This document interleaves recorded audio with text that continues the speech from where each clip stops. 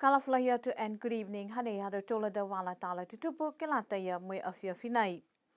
Hane whai whakatu tala e whakatu whano Niue moe tahu kui he Auckland Zoo ke lata moe ua e elefani ko manako ke ta mai ki Niue.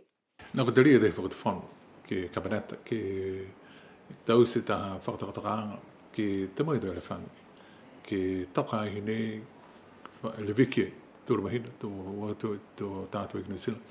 Koe tō mena ne manako i kabineta ke whakamōrie, po ki kumikumi e whakatu whanu hata tūru, tō ofisa hata tūru. Koe tunga ia koe tō mena hangau ia, ke hangau tākina kai, ke te mai tō mena pihia ke hata tūru motu, koe te hingoa e tau mena kua mitaki pake hangerea ke lātai me tau mōwang he tau tūpe pake tau mena kua kisia te tūru ka awalahi he tau tūru atu. Mena ke tūru aki koe whai le kua na kai ka eke kua aonono ki eke takataka i motu.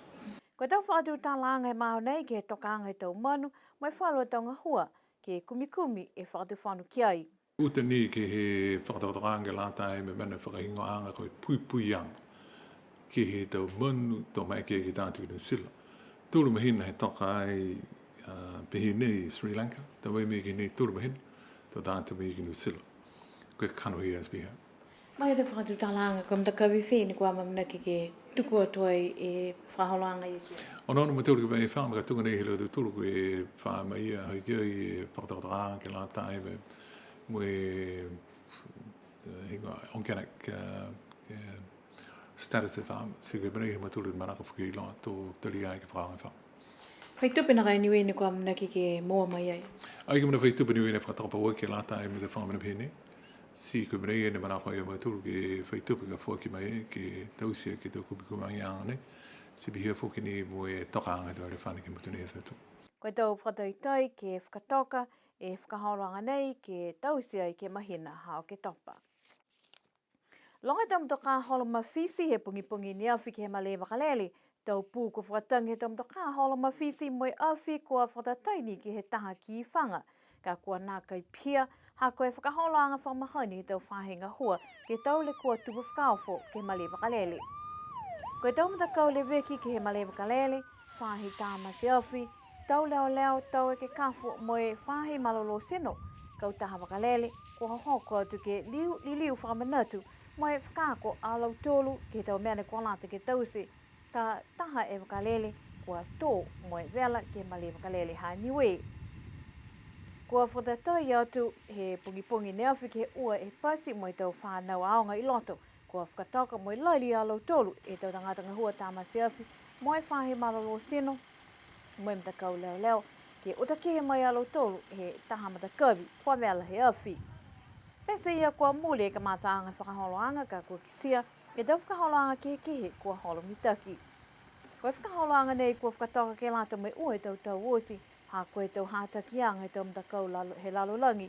Ke whakatu mau e mai ki ha Niue ke iloa, e tau meana ke tausi ka tupu e taha le kua, tunga i ne awhi ke he male wakalele. Nā kai la moa e takitaki he male wakalele ke he au nei ke hana tau manatu, ke he tau whakaholoanga mo tau hokotaki mai neawhi. Koe tau whakaholoanga ke whakafo mo whakalaula he male wakalele, kua lahi e tōtua mai he tau mga hoko whakatokatoka ke mau papo. Koe tau manako he mga hoko mole ke mau papo e tau ngahua at hoko mai e wakalele ke uaki ke he motu.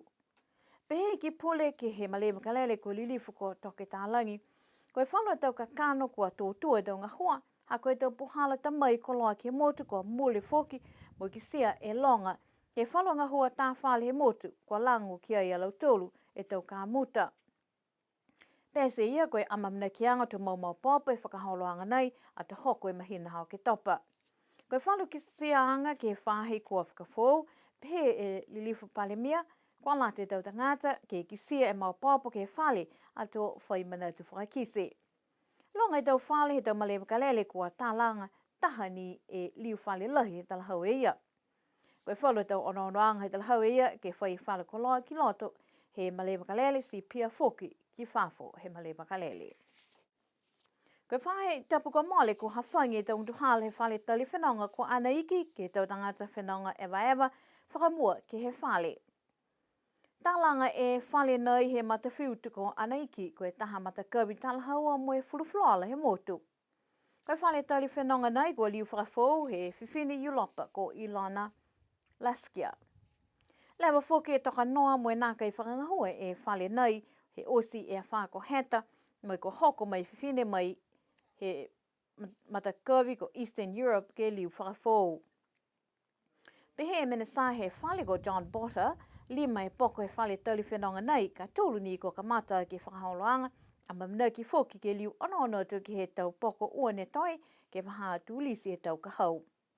Koe tau poko nei, mai ke tangata ke tunu e kai hana kiai. Koe whale tali whenonga nei, pehe mena sa, a mana ki alo tolu ke poke ke mahina katoa, hai ulai. Whakahiko e tau walatala ke lata ia mui awhiawhi nei, whala tau ngā hua he whakatuwhono ke whakahangami ke tau whainga hua mui tau tangata he motu kua whakatoka he whahitapu nei.